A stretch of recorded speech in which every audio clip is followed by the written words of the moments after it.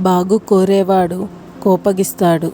మోసగాడు నవ్వుతూ నీ చుట్టూ తిరుగుతాడు. సూటిగా చెప్పేవాడు శత్రువు అవుతాడు. మాయ మాటలు చెప్పేవాడు మిత్రువు అవుతున్నాడు.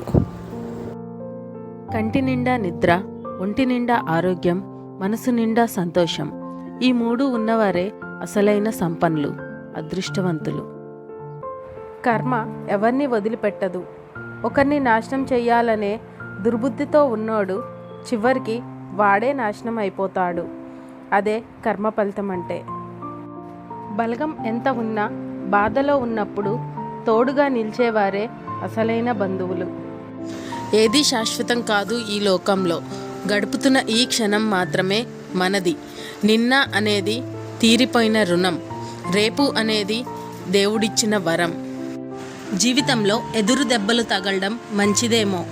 కాలికి దెబ్బ తగిలితే వెళ్ళే దారిలో ఎలా నడవాలో తెలుస్తుంది. అదే మనసుకు తగిలితే ఎటువంటి వారితో ఎలా ఉండాలో తెలుస్తుంది. పచ్చనోటు ముందు పల్చనైపోతున్నాయి బంధాలు. ధనం ముందు గుడ్డిదైపోతుంది గుణం. ఆస్తుల ముందు ఆవిరైపోతున్నాయి ఆప్యాయతలు. నేటి మన ప్రవర్తనలే రేపు మన పిల్లలకు అస్త్రాలు. మనకు ఎదురైన కొన్ని సంఘటనలే మనల్ని మారుస్తాయి. కొందరిని మౌనంగాను, ఇంకొందరిని కఠినంగాను.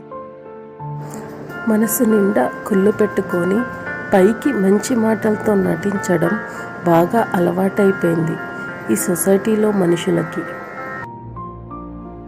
నీకు నచ్చని మనిషి గురించి మాట్లాడకు. ఇష్టం లేని వ్యక్తిని తలవకు. నిన్ను చులకనగా చూసేవారిని అస్సలు పట్టించుకోకు. అప్పుడే నీవు పూర్తిగా ఆరోగ్యంగా ఉంటావు. కోపం వచ్చినప్పుడు గట్టిగా అరవడానికి బలం అవసరం లేదు. కానీ ఆ కోపాన్ని అదుపు చేసుకొని నిశ్శబ్దంగా ఉండటానికి చాలా శక్తి కావాలి. ఒక పురుషుడు మనస్ఫూర్తిగా ప్రేమిస్తే చిన్న పిల్లోళ్ళ ప్రవర్తిస్తాడు. అదే ఒక స్త్రీ మనస్ఫూర్తిగా ప్రేమిస్తే కన్న తల్లిలా ప్రవర్తిస్తుంది. నిజమనిపిస్తే ఒక లైక్ ఇవ్వండి. ఈ రోజుల్లో రక్త సంబంధానికి పలకరింపు అనేది లేదు. డబ్బుకిచ్చే విలువ బంధానికి ఇవ్వలేకపోతున్నారు.